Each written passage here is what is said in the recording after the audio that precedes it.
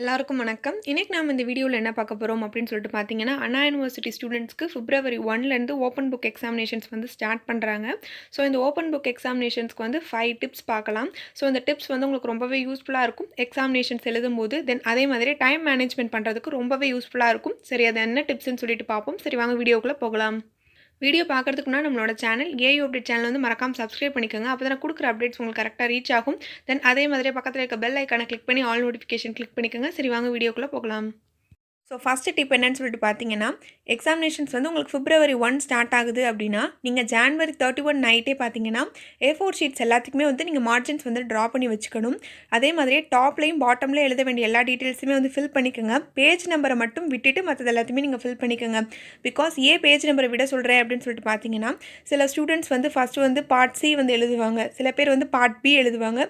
அதுக்கப்புறம் பார்த்தீங்கன்னா, சில பேர் வந்து 2 மார்க்ஸ் எழுத ஸ்டார்ட் பண்ணுவாங்க. ஸோ அப்போ உங்களுக்கு பேஜ் நம்பர் கன்ஃபியூஷன் ஆயிரும். ஸோ நீங்கள் ஆல்ரெடி 1, 2, 3, 4ன்னு போட்டிருந்தீங்கன்னா அந்த பேஜில் தான் எழுதணும் அப்படின்னு சொல்லிட்டு ஒரு கம்பல்சரி ஆயிரும். ஸோ அதனால் நீங்கள் பேஜ் நம்பர் மட்டும் போடாமல் மற்ற எல்லா டீட்டெயில்ஸுமே ஃபில் பண்ணி வச்சுக்கோங்க. எக்ஸாமினேஷன்ஸ் கம்ப்ளீட் பண்ணதுக்கப்புறம் 1, 2, 3, 4 அப்படின்னு சொல்லிட்டு நீங்கள் பேஜ் நம்பர் போட்டுட்டு அதுக்கப்புறம் சாஃப்ட் காப்பி அப்லோட் பண்ணுங்கள். தென் அதே மாதிரி பார்த்தீங்கன்னா A4 ஷீட்ஸ்க்கு மேக்ஸிமம் நீங்கள் ஒரு 30 பேஜஸ் இல்லைனா 35 பேஜஸ்க்காவது நீங்கள் மார்ஜின்ஸ் வந்து ட்ரா பண்ணி வச்சுக்கோங்க. பிகாஸ் உங்களுக்கு வந்து நீங்கள் இப்போ 28 பேஜஸ் தான் நீங்கள் யூஸ் பண்ண போகிறீங்க அப்படின்னாலும் ஏதாவது சம் ப்ராப்ளம் ஆகிட்டு சில பேஜஸ் வந்து உங்களுக்கு ஸ்ட்ரைக் அவுட் பண்ணுற மாதிரியோ இல்லை அந்த பேஜ் நீங்கள் லீவ் பண்ணுற மாதிரியோ இருக்கும். ஸோ அந்த டைமில் உங்களால் மார்ஜின்ஸ் வந்து ட்ரா பண்ண முடியாது. ஸோ அதனால் ஒரு 35 பேஜஸ்க்காவது வந்து நீங்கள் மார்ஜின்ஸ் வந்து ட்ரா பண்ணி வச்சுக்கோங்க. தென் செகண்ட் டிப்ஸ் என்னன்னு சொல்லிட்டு பார்த்தீங்கன்னா, அனெக்சர் பேஜ் வந்து ரொம்பவே ஒரு கம்பல்சரி. அது பார்த்தீங்கன்னா ரொம்ப ஒரு இம்பார்ட்டண்டான பேஜ். இந்த பேஜில் நீங்கள் மிஸ்டேக்ஸ் பண்ணும்போது தான் பார்த்தீங்கன்னா உங்களுக்கு ஆப்சென்ட், ஃபெயில் இந்த மாதிரிலாம் கொடுக்குறாங்க. தென் அதே மாதிரி பார்த்தீங்கன்னா WH கோட்ஸில் வந்து ரிசல்ட் வரதுக்கு காரணமே இதுதான். ஸோ மெயினாக நீங்கள் வந்து அனெக்சர் பேஜில் எல்லாமே வந்து ஃபில் பண்ணணும். ஸோ நீங்கள் ஃபஸ்ட்டு டேவே என்ன பண்ணணும்னு சொல்லிட்டு பார்த்தீங்கன்னா, பேப்பர் கோடை மட்டும் நீங்கள் லீவ் பண்ணிவிட்டு தென் அதே மாதிரி நம்பர் ஆஃப் பேஜஸ் யூஸ்ட் அதையும் பேஜ் நம்பரையும் நீங்கள் வந்து லீவ் பண்ணிவிட்டு மற்றது எல்லா டீட்டெயில்ஸுமே நீங்கள் ஃபில் பண்ணிக்கலாம். தென் அதே மாதிரி நீங்கள் 2 மார்க்ஸ் பார்த்தீங்கன்னா நீங்கள் 10ம் எழுதி தான் ஆகணும். ஸோ 10க்குமே நீங்கள் டிக் பண்ணி வச்சுக்கலாம். தென் பார்ட் பி பார்ட் சியில் நீங்கள் எந்த கொஷின் எழுதுவீங்கன்னு சொல்லிட்டு கொஷின் பேப்பர் வந்ததுக்கப்புறம் தான் தெரியும். ஸோ அதை மட்டும் லீவ் பண்ணி வச்சுக்கோங்க. மற்ற எல்லா டீட்டெயில்ஸுமே வந்து ஃபில் பண்ணிடுங்க. தென் நெக்ஸ்ட் வந்து அனெக்சர் 2 பேஜ் வந்து ரொம்ப இம்பார்ட்டன்ட். நீங்கள் இதில் தான் பார்த்தீங்கன்னா ஹார்ட் காப்பி வந்து சென்ட் பண்ணுவீங்க. ஸோ ஹார்ட் காப்பி சென்ட் ஆகணும் கரெக்டாக அப்படின்னா நீங்கள் கரெக்டான டீட்டெயில்ஸ் கொடுத்தா தான் கரெக்டாக சென்ட் ஆகும். ஸோ அதில் நீங்கள் உங்களோட ஃப்ரம் அட்ரஸையும் அட்ரஸையும் வந்து முன்னாடியே நீங்கள் வந்து ஃபில் பண்ணி வச்சுக்கலாம். தென் அதே மாதிரி அதில் இருக்க ரெஜிஸ்டர் நம்பர், தென் சப்ஜெக்ட் கோடு, நீங்கள் என்ன பிரான்ச், இந்த மாதிரி எல்லா டீட்டெயில்ஸுமே நீங்கள் ஃபஸ்ட்டே வந்து ஃபில் பண்ணி வச்சுக்கலாம். ஸோ இந்த மாதிரி டீட்டெயில்ஸ் மட்டும் நீங்கள் முன்னாடியே வந்து ஃபில் பண்ணி வச்சுக்கோங்க.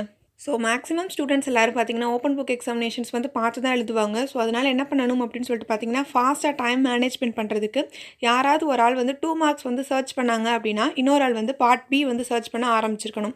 தென் அதே மாதிரியே பார்ட் சி வந்து இன்னும் கொஞ்சம் பேர் வந்து சர்ச் பண்ண ஆரம்பித்தாங்கன்னா ஸோ எல்லாருக்குமே வந்து இப்போ ஆன்சர்ஸ் வந்து கிடச்சிருக்கும். ஸோ நீங்கள் ஷேர் பண்ணி தான் எப்படியும் எழுதுவீங்க.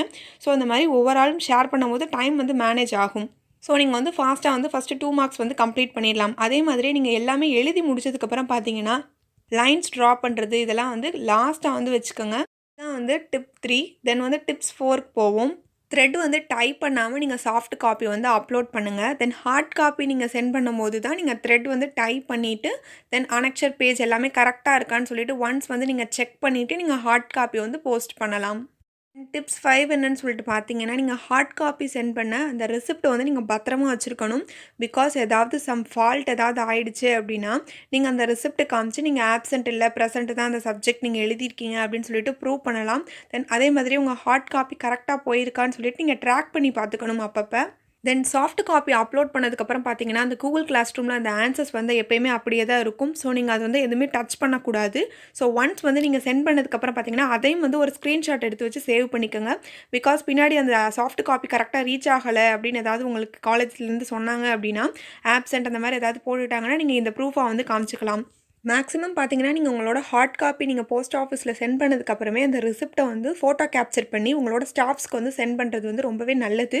ஸோ அதனால் சென்ட் பண்ணிடுங்க. ஸோ இந்த டிப்ஸ்லாம் உங்களுக்கு யூஸ்ஃபுல்லாக இருக்கும்னு நினைக்கிறேன். ஸோ எக்ஸாமினேஷன்ஸ் வந்து நல்லா ப்ரிப்பேர் பண்ணி நல்லா எழுதுங்க. ஸோ ஆல் தி பெஸ்ட் எல்லாருக்குமே. தென் இந்த வீடியோ பிடிச்சிருந்துச்சுன்னா லைக் பண்ணுங்கள், உங்களோட ஃப்ரெண்ட்ஸுக்கும் வந்து ஷேர் பண்ணுங்கள். தென் மறக்காமல் நம்மளோட சேனலை வந்து சப்ஸ்கிரைப் பண்ணிக்கோங்க. உங்களுக்கு வேறு ஏதாவது டவுட் இருக்குது அப்படின்னா கமெண்ட் செக்ஷனில் வந்து கமெண்ட் பண்ணுங்கள். தென் உங்களுக்கு எங்கிட்ட ஏதாவது ப்ரைவேட்டாக டவுட் கேட்கணும் அப்படின்னு நினச்சிங்கன்னா கீழே டிஸ்கிரிப்ஷனில் என்னோட இன்ஸ்டா ஐடி கொடுத்துருக்கேன். யாருக்காவது வேணும்னா யூஸ் பண்ணிக்கோங்க. தேங்க்யூ ஃபார் வாட்சிங். Thank you so much.